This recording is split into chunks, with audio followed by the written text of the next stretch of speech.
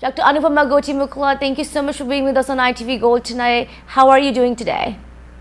I'm doing wonderful. Thank you. You know, we And have to have you because you're joining us from Texas, from San Antonio, and we have a lot of questions. So let's go right into it, Doctor. I have some numbers coming in today. In the world, we're looking at about 217 million cases of COVID-19 with at least 4.5 million deaths. In the United States, we're at nearly 39 million cases of COVID-19 with at least 637,000 deaths. My first question to you is, we're seeing about 100,000 hospitalizations per day now. Why is this happening right now? Who do you attribute this the most to? so the reason why we are having this many hospitalizations are because of the unvaccinated population in United States. So the percentage of unvaccinated people in US is almost 50% still. There is some hesitancy to take the vaccine.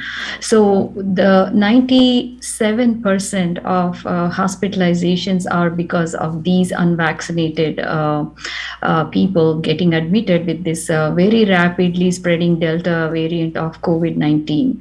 And it's highly contagious virus as well as highly also high rate, double the rate of hospitalization compared to the alpha variant what we saw last year. So that's a dangerous variant right now going on. So unfortunately there are a lot many who are not still vaccinated. Right, and you know, you're joining us from Texas, doctor, so I have to ask you, what is the condition there with overwhelmed hospitals? We're hearing news from Texas, from Florida, and some other states where hospitals are at full capacity, and you know, they're setting up other stations in other parts of their cities. What have you seen so far? What can you tell us? So Florida is much worse than Texas, with the hospitals reaching the full capacity. Texas still not there yet, but we are there at the brim now. So I work in San Antonio. In the San Antonio, we still have about 200 plus ventilators available, 200 plus ICU beds available. So we are bad, but not bad enough. But percentage wise, 30% of inpatients are COVID right now. So I have many friends who are hospitalists here in San Antonio. So what I hear is 2% are vaccinated, but 98% are unvaccinated people who are admitted. And the deaths are also probably around 10%. Right now in ICUs, but a very high death rate. And because of the monoclonal antibodies now, if patients come very early, like in the first 1 week or so, then I think there is a chance that they may not be hospitalized. But if they come little late, then I think it's going really bad. So very important, even though for last year versus this year, last year we did not have treatments, but now we have some promising treatment.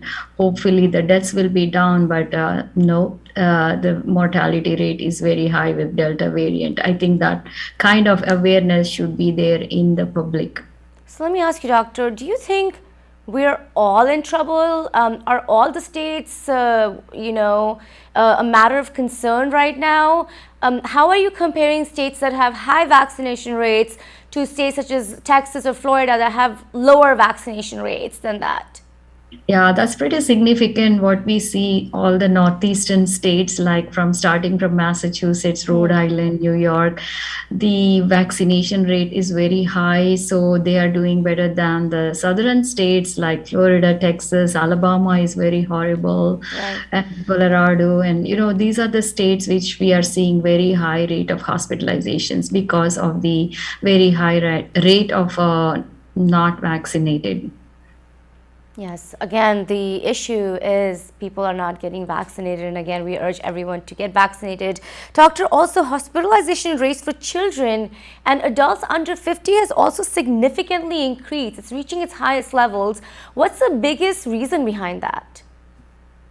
I'm a pediatric anesthesiologist. I work at Children's Hospital of San Antonio. So Hmm. I looked at the numbers in our hospital versus national level also.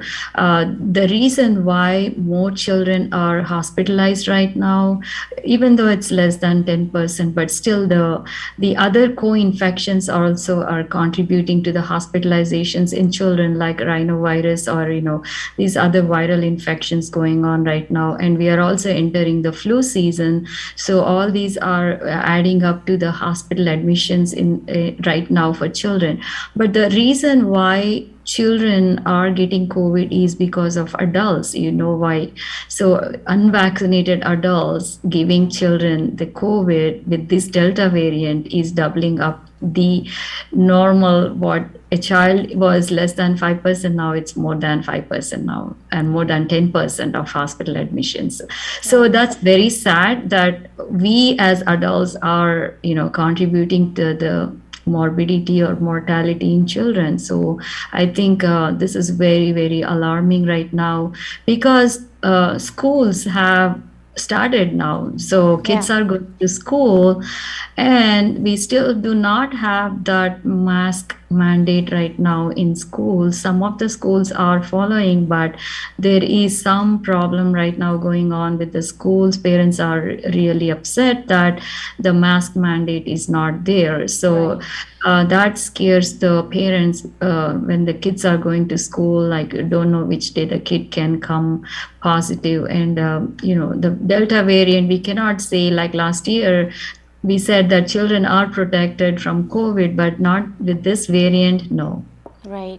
And just talking about that, these mask mandates, which are so necessary, and vaccine mandates for teachers and staff there, how are you looking at states such as Florida, where there is a ban on the mask mandate?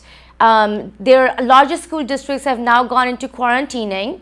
How dangerous could that get, doctor, according to you? So for this particular Delta variant, I think mask should be a mandate outside outdoor activities. So any workplaces or hospitals or schools, colleges, I think mask mandate is very much needed. I hope the government looks at the numbers. The numbers say, it's like, picture says thousand words. The same thing, like look at the hospital admissions. So we need to analyze the situation, and unfortunately the government should take action. I mean, they should take action immediately to make that mask mandate. Masks are protecting, definitely masks are protecting against the spread of the virus.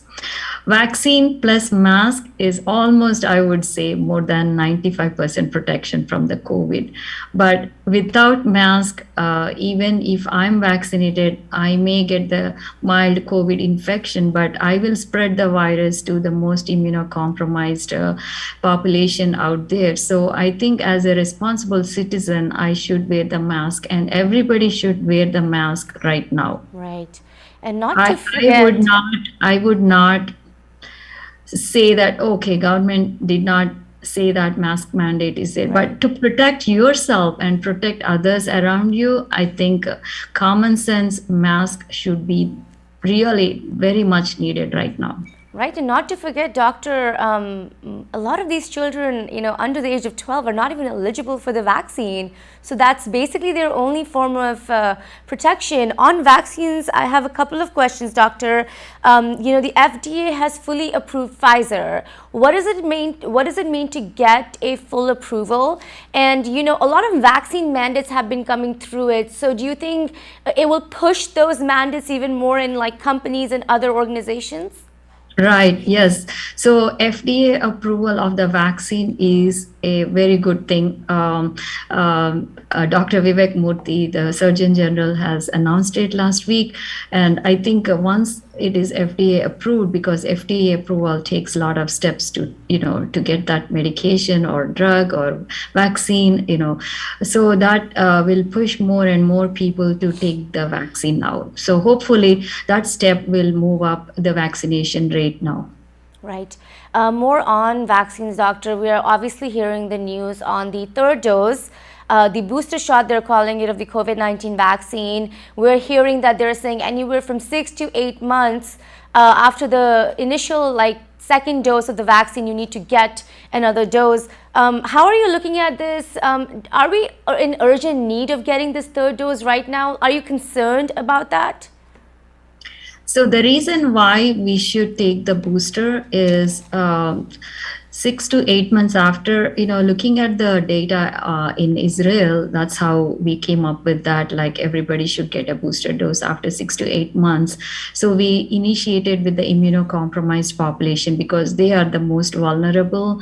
So that way we started that. But I think September 20th onwards, we have everyone can take the booster dose. So why do we need booster dose? I think even the mildest infection I have, and I can spread the virus easily to others. So probably the booster dose will not only help me, myself, and also maybe it reduces the spread rate. Also, the more we get vaccinated, I think the less the variants will be rotating around us. So this will not prolong. So the most important message I want to give is to everybody, take the booster dose.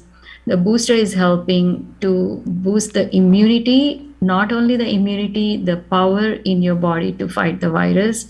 So hopefully the virus will become less virulent that way and we can conquer this disease. Let me ask you something, doctor. What is your biggest fear, your biggest worry right now when you are looking at the trend of cases and deaths and the vaccination rates that are still trying to pick up? My worry, is always to those who are not taking the vaccine. I really worry about them because they are still ignorance. I think it's all ignorance, but this is science has proved now. If you look at the data now, the number of hospitalizations in unvaccinated versus vaccinated, only 2% hospitalized are vaccinated, rest are all unvaccinated. That data is enough to say that vaccine is protecting us against the Delta variant. What else science do we need to convince the population? So I think vaccine. This is the answer we give as physicians. Get vaccinated and protect yourself. Not only protect yourself, but also protect others too.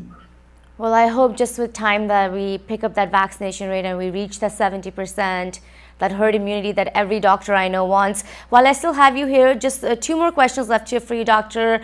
How are you looking at the situation in India? They are saying that there might be a third wave of coronavirus coming, which is going to hit the nation.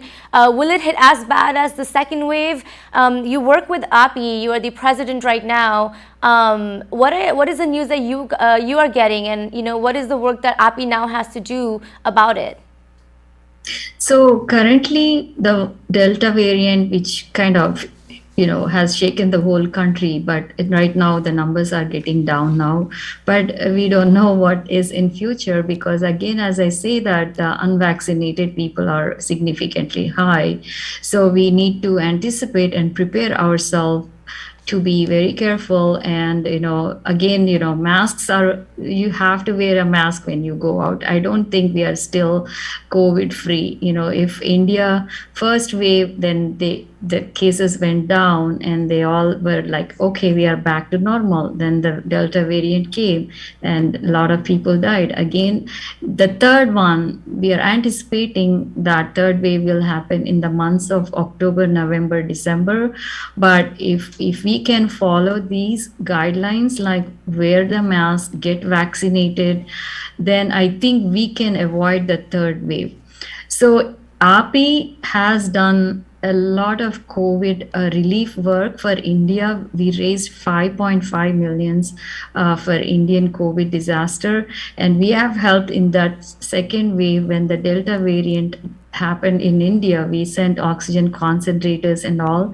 We are now focusing on oxygen plants in the rural most hospitals so that they are prepared for this third wave, that they are not going to run out of oxygen again. And also we are very, very glad that we are able to help the slums in Delhi. We are in the talks right now, but we're going to help with vaccine camps in the Delhi slums where the compliance is very, very low with vaccine. Right. The vaccine production is not sufficient to even vaccinate half of the population. It's because India population is very high, so to reach everybody get vaccine is very, very tough. But API, to whatever help we could do, we want to help India to be vaccinated. So we are focusing on the slums of Delhi, Hyderabad. So we're going to start that very soon. The work is in progress, the talks are in progress, and that's one thing we are focusing on for India as well to help. It's a small help, it's a drop in the ocean, but still, I think if we can protect a few more lives, I think that's a more satisfying for us living in a remote, not from India, but living in United States. So this kind of help we are looking for. But our goal is to give a message that everybody should get vaccinated. And I Right. think till we achieve that 80% complete vaccination rate, I think everybody should wear masks and move on.